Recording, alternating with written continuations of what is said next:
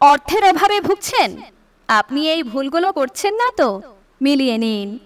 বন্ধুরা, অর্থের টানাটানি দূর হবে এবং দুঃসময় কেটে গিয়ে আপনার জীবনে সুসময়ও আসবে যদি এই ছোট্ট অথচ মারাত্মক ভুলগুলোকে আপনি সময় থাকতে শুধরাতে পারেন এবং যদি কিছু নিয়ম আপনি মেনে চলতে পারেন। নাম্বার 1, মানিব্যাগে পুরনো কোনো বিল রাখবেন না। সময় করে মানিব্যাগ থেকে সেগুলো বের করে ডাস্টবিনে ফেলুন। নাম্বার 2, আত্মীয় স্বজনের মাঝে বা বাড়ির কোনো সদস্য যে এই মুহূর্তে সংসারে নেই তার ছবি যদি পার্সে রাখেন তাহলে সেটা মোটেও ভালো নয়। বাস্তু মতে সেটা অশুভ, তাই সেই ছবি সরিয়ে ফেলুন।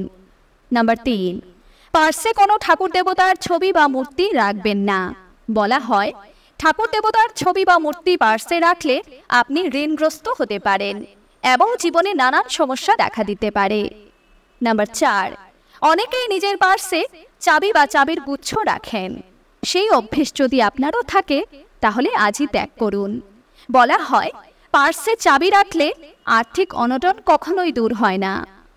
নাম্বার 5, ছেঁড়া টাকা, ছেঁড়া কোনো ছবি, ব্যবহার করা টিস্যু পেপার এগুলো ভুলেও নিজের পার্সে রাখবেন না। নাম্বার 6, এছাড়া মা লক্ষ্মী ঠাকুরকে প্রতিদিন একটা লাল ফুল এবং দুধের তৈরি যে কোনো মিষ্টি নিবেদন করুন। বলা হয় এমনটা করলে মা লক্ষ্মী তুষ্ট হন এবং আর্থিক কষ্ট দূর হয়। নাম্বার 7, প্রতি শুক্রবার স্নান সেরে কনকধারা স্তোত্রটি পাঠ করুন। যদি সম্ভব হয় তাহলে প্রতিদিনই পাঠ করুন। বলা হয় ভক্তি সহকারে এটি পাঠ করলে আপনি আর্থিক কষ্ট থেকে মুক্ত হতে পারেন।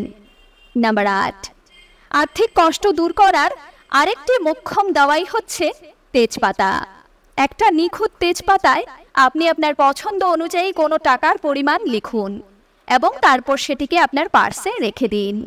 এর থেকেও কিন্তু দারুণ ফলাফল পাওয়া যায়। বন্ধুরা, এই উপায়গুলো নিয়মিত ফলো করে যান, দেখবেন একদিন আপনার জীবনের সমস্ত কালো মেঘ সরে গিয়ে রোদ ঠিক দেখা দেবে। তাহলে বন্ধুরা, ভিডিওটি কেমন লাগলো সেটা জানাতে কিন্তু ভুলবেন না। ধন্যবাদ।